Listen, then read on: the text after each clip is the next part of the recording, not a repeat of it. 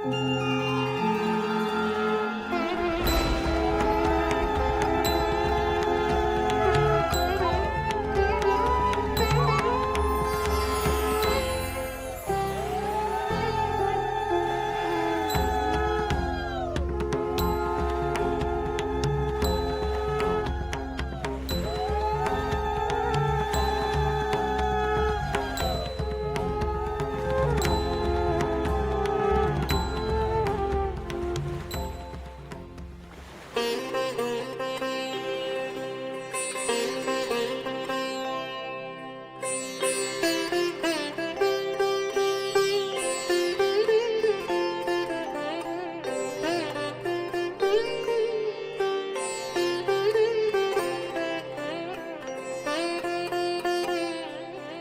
তো ফিরে এসেছে আমার লোকনাথ, মা ওকে ফিরিয়ে দিয়েছে। আমার পূর্ণ বিশ্বাস ছিল লোকনাথের ওপর। আমি জানতাম ও ফিরে আসবে।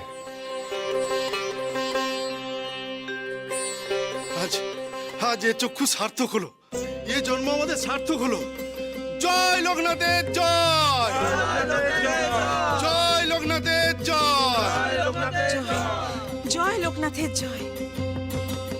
লোকনাথ, তুই ফিরে এসেছিস ভাই। আমার বড় ভয় করছিল। ভয়ের কি আছে বেনি, এই তো আমি। লোকনাথ, তুই ফিরে এসে আমাকে অনেক বড় পাপের হাত থেকে বাঁচালি লোকনাথ। তোর কিছু হয়ে গেলে সারা জীবন ধরে আমি অনুতাপের আগুনে দগ্ধ হতাম। অশ্রুজল ফেলবেন না গুরুদেব, আপনাকে কেউ আর দোষারোপ করবে না। আপনার সম্মান আমাদের সকলের কাছে অটুট থাকবে। গুরুদেব, তুমি? হ্যাঁ রে, তোদের ছেড়ে তো থাকতে পারলাম না। মাই আবার আমাকে তোদের কাছে টেনে আনলে। আমাদেরও তোমাকে ছাড়া মন কেমন করছিল। তুমি এসেছো, ভালোই হয়েছে। এই দেখো আচার্যদেব, আমি মায়ের চরণাঙ্গুলি নিয়ে এসেছি। এই জন্যই তো তুমি আমাকে অন্ধকুণ্ডে পাঠিয়েছি, তাই না? আমি অন্ধকুণ্ডে ঢোকার পর নিজে মা আমায় এই অঙ্গুলির কথা বলেন। আমার যে আর কোনো উপায় ছিল না লোকনাথ। বহু পূর্বেই আমি বুঝতে পেরেছিলাম তোর মধ্যে কি দৈব ক্ষমতা আছে।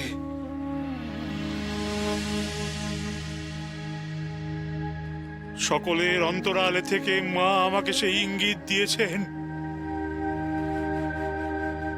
তাই তো শত পাপের ভয় উপেক্ষা করেও আমি তোকে ওই নরকের অভ্যন্তরে, ওই অন্ধকুণ্ডে যেতে বাধ্য করেছিলাম বাবা।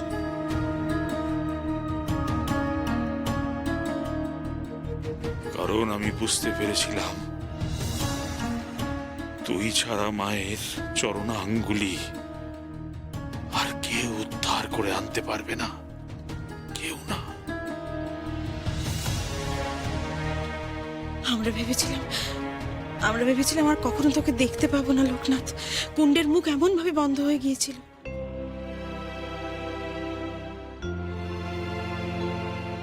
এই জীবন তো মায়েরই দেওয়া ভৈরবী মা। মা যদি চাই আমার কিচ্ছু হবে না। আমি যেখানে যাই না কেন জীবন নিয়ে ঠিক ফিরে আসব। এই তো দেখো না, আমি ফিরে এসেছি।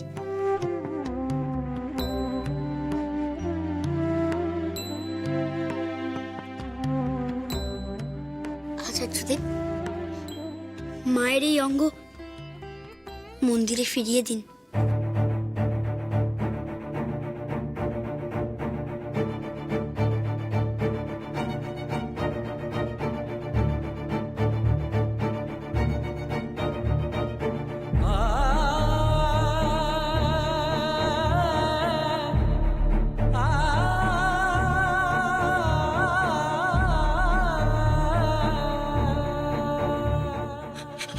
কি হলো তোমার? নাও। হয়েছিল আচার্যদেব? তুমি এই চরণাঙ্গুলি নিজের হাতে তুলে নিচ্ছ না কেন? এর জন্যই তো মা এতকাল অপূর্ণ হয়েছিলেন। পারবো না রে লোকনাথ, পারবো না, পারবো না আমি নিজের হাতে মায়ের চরণাঙ্গুলি তুলে নিতে। শাস্তি পেয়েছি আমি, তোর প্রতি অন্যায় করার শাস্তি, চরম শাস্তি। মা নিজে হাতে আমাকে শাস্তি দিয়েছেন লোকনাথ।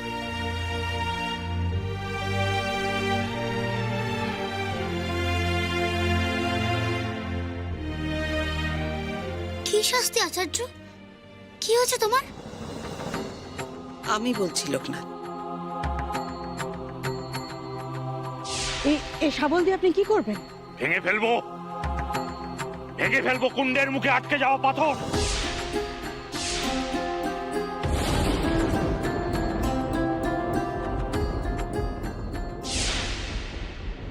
লোকনাথ বাবা, আমার না আছে দুহাত তুলে তোকে আশীর্বাদ করার ক্ষমতা, না আছে মায়ের চরণাঙ্গুলি নিজের হাতে তুলে নেওয়ার ক্ষমতা।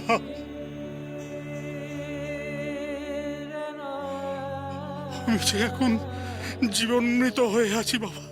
না গো না, মা নিজে আমায় তার কাছে পাঠিয়েছিলেন। তিনি কি এত কঠিন শাস্তি দিতে পারেন? মায়ের কাছে তো সব সন্তানই এক। লোকনাথ, তুই তো শিবকল্প, মায়ের আশীর্বাদ ধন্য। তুই অনেক অসম্ভবকে সম্ভব করেছিস।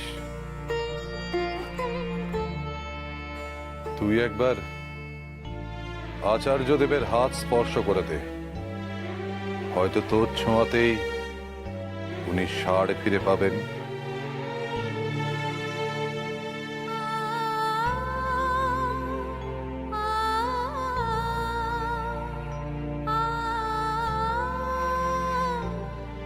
হয়তো মায়েরও এই ইচ্ছে। আমার পাপের শাস্তি আমি পেয়েছি লোকনাথ। এখন যদি আমি প্রাণেও মরি, তাও আমার আর কোনো দুঃখ নেই।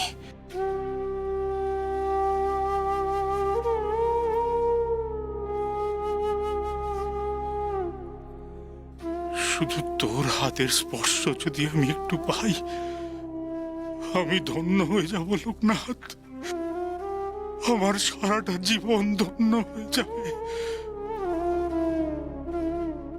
দিবি বাবা, তোর দু হাতের স্পর্শ আমাকে একটু দিবি লোকনাথ।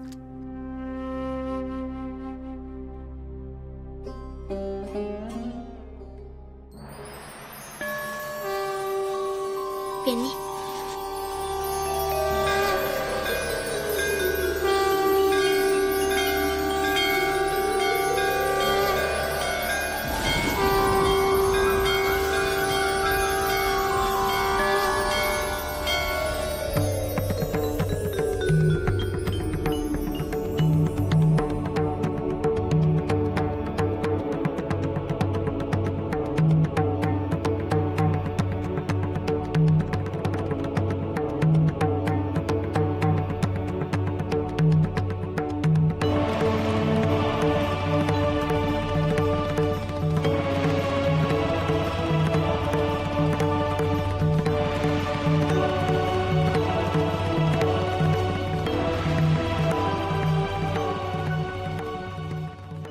আমি আমি আমার হাতে ষাঁড় পাচ্ছি।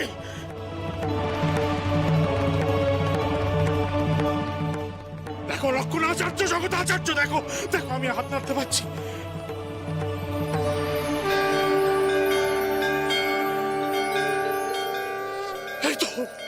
এই তো আমি আমার মাকে প্রণাম করতে পারছি।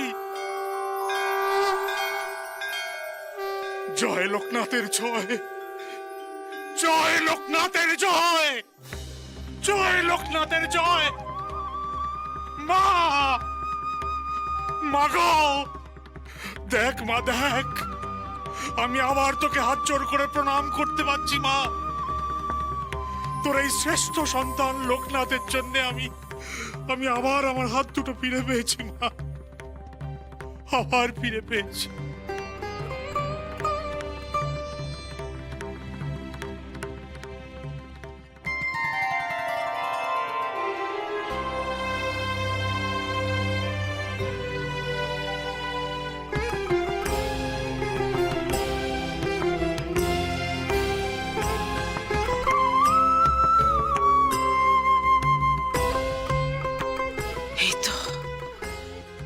এই তো সূর্যোদয় হচ্ছে। আজ লোকনাথের কৃপায় কালীঘাট মন্দিরে মায়ের মূর্তি আজ পূর্ণ হলো। ওং জবা কুসুম শঙ্কাশং কাশ্যপিয়াং মহাদুতিং ধন্তারিং সর্ব পাপগ্নং প্রণতোষ্মি দিবাকরম। এবার বলুন গুরুদেব, আমাদের কি কর্তব্য? জগতাচার্য, চলো আমরা সবাই মিলে মন্দিরে ফিরে যাই। আজ থেকে আমার মায়ের মন্দিরের সব দায়িত্ব মায়ের শ্রেষ্ঠ সন্তান এই লোকনাথের ওপর।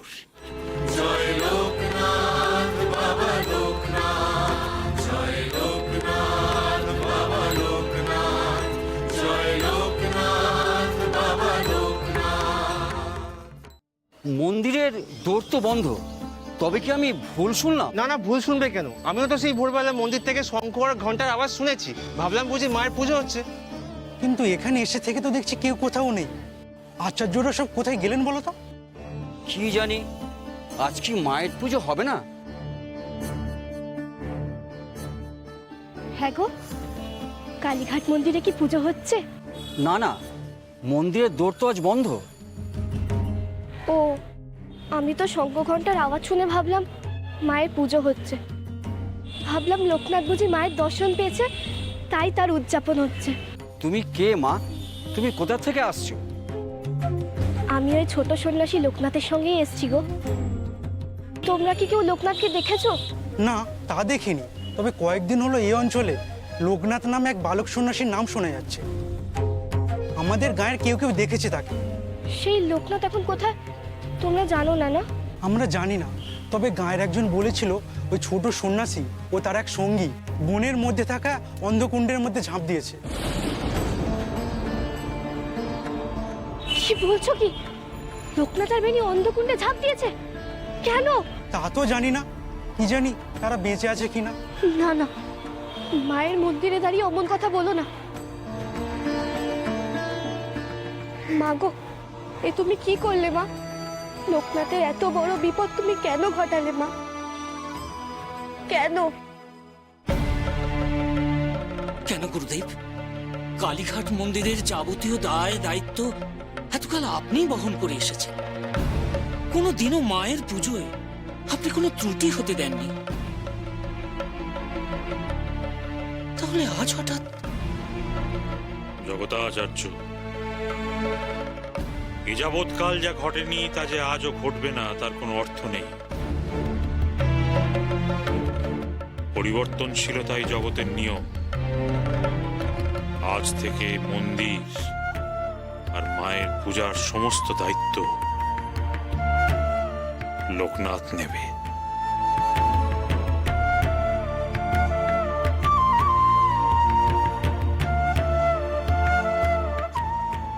এ কোন আচার্য? ইনি কি সেই প্রণবানন্দ যিনি একের পর এক পরীক্ষায় জর্জরিত করছিলেন লোকনাথকে? এত পরিবর্তন! শুধু তাই নয়, মায়ের এই চরণাঙ্গুলিও লোকনাথ নিজে বহন করে মায়ের মন্দিরে নিয়ে যাবে। তারপর কোনো শুভ দিন দেখে মায়ের এই অঙ্গের পুনঃপ্রতিষ্ঠা হবে।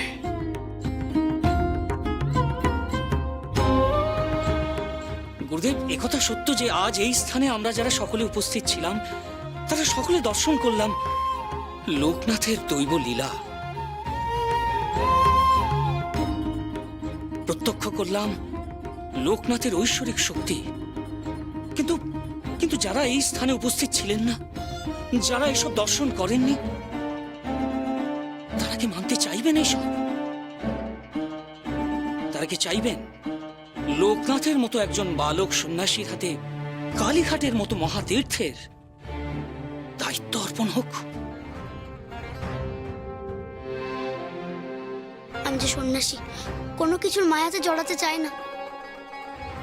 আমি শুধু এখানে মাকে দর্শন করতে এসেছি, তাকে পুজো করতে এসেছি, কালীঘাটের মতো তীর্থস্থানে সাধনা করতে এসেছি। এত বড় দায়িত্ব আমি কি করে পালন করব? পারবি লোকনাথ, পারবি। একমাত্র তুই পারবি লোকনাথ। আমি যে সচক্ষে তোর লীলা দেখেছি, আমি যে এখন মনে প্রাণে বিশ্বাস করি যে স্বয়ং মা তোর সঙ্গে আছেন। কালীঘাট মন্দিরের যথাযথ দায়িত্ব একমাত্র তুই নিতে পারবি লোকনাথ। মার্জনা করবেন গুরুদেব, আমার মন কিন্তু কু গাইছে। যতই দৈব শক্তি থাকুক না কেন, বারংবারই আমার মনে হচ্ছে লোকনাথের মতো একজন বালককে গুরুদায়িত্ব দেওয়াটা ঠিক হবে না।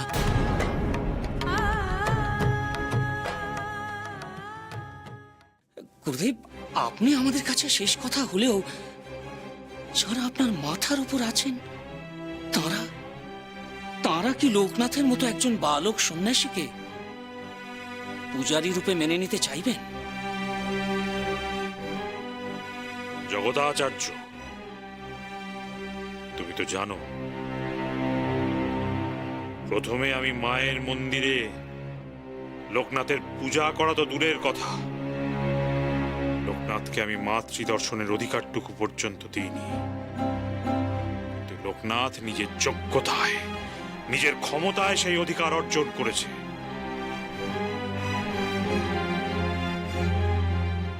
শুধু মৃত্যু ভয়কে জয় করা নয়,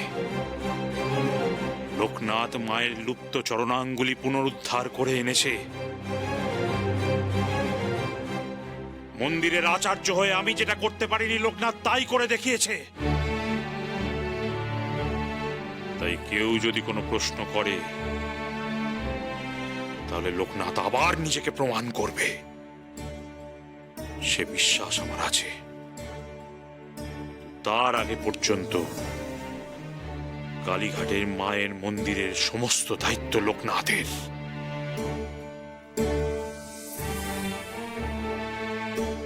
এটা আমার আদেশ জগদাচার্য।